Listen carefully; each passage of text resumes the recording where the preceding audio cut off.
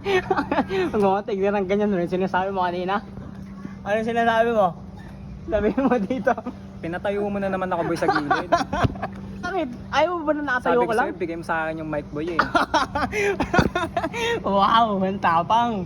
Kaya mo ba mag-bike? Ha? Si Daniel nga, hirap na hirap eh. Diba kasi boy, nung nakaraan ganyan din ginawa mo sa akin eh. Boy, syempre, assistant pa lang kayo. Si Daniel kasi matagal na nagka-clown. Kaya na rin ni Daniel. Pero ikaw kasi bago ka pa lang. Ba't ba gustong gusto mo? Kastong costume, kay Daniel ba to? Bad to eh. Daniel, baduy daw, Daniel oh. Baduy, baduy daw yung costume mo. Bakit boy? Okay naman yung trabaho mo kanina. Sus, putik yan, dami pa nagpapapicture. Oh, ano naman? Clown ka naman ah. Eh boy, nakakahiya. Paano nakakahiya? I-clown tayo ah. Sa'yo nga mga nagpapapicture eh. Eh di sana palit tayo costume. Ba't tayo magpapalit? Ah, sige, ba't tayo magpapalit? Para sikat din ako. Bakit? Di naman ako sikat ah. Ah. Ito, sikat ka nga boy, ang dami nga mga followers at viewers eh. Oh. Kaya sana all yung mga ganyang bagay boy, kaya magpalit na tayo mamaya. Kasi ano pa naman eh. Hindi boy, anong naging experience mo nung sinama ita mag-clown ulit? Pang-alam mo na to? Pangalawa na to boy. Pangalawa? Pangalawa na to.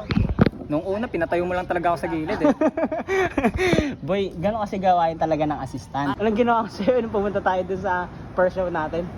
Nung unang show ko boy, yung ginawa mo sa akin noon, pinatayo mo lang ako doon sa may gilid. Oo. After ng pinatayo mo, iniwan mo din ako. Nagpalit ka ng damit. Pagpalit mo ng damit, pauwi ka na. Ang gagawin ko doon ako Hoy, hoy, hindi ganun yun. Nung nag-magic show tayo, sabi ko sa gilid ka lang, gagabayan mo ako kung may papaabot ako sa'yo. Ganun yung gagawin mo. Hindi ka tayo iniwan nun. Naglagay ka nga ng payong sa damit mo eh. Para sa akin kasi boy, Ano? bilang isang empleyado, hindi ako sanay ng ganito na nakaharap ako sa madaming tao. Galing akong fast food boy, pero hindi ganito yung mukha. Sabag. Teka lang, saan ka ulit nagtrabaho? McDo. McDo ko boy. McDo no, nag-search sa pagiging clown. Di ka na lang nahiya sa akin, konti na lang kamukha ko na rin yung mascot nila doon. No? Ay, boy, kagi ano yun, bagong racket yan boy. Pwedeng racket yan. Sabi mo din sa manager, ma'am, instead na mag mascot. Sabi mo, ikaw na lang yung mascot. Pahay ka ba doon? Boy, alam kong gusto natin kumita ng pera, pero ibang usapan yun. Pero ayaw mo talaga. Ayaw ko boy. Ayaw mo? Ayaw ko boy. Hindi, ito boy. Anong naging experience mo ngayon? Siyempre, pangalawang show mo ito eh. Di nila alam, kapatid kita. Siyempre, andun pa rin yung pressure ko dun sa sarili ko. Oh. And then yung gantong itsura ba sa pagharap sa maraming tao. Buti na lang kamo naka-shades ako. Patay na shades mo? Siyempre naka-shades tayo dyan boy. Pag naka-shades tayo dyan, di tayo nakikitang nahihiya. Kasi kami na Daniel boy, pag nagbablog kami, on the spot eh. Kami ni Daniel. Pero si Daniel kasi, ano na Daniel? Okay ka na ba dyan? Eto na, nagsishow na kami ng kapatid ko. Matatanggal na siya sa trabaho. Tanggal na kamo ako boy. Kaya pala nag-clown. Boy, paano magiging setup natin yung mamaya sa ano mo, magic mo? Oh. Gilid na naman ako.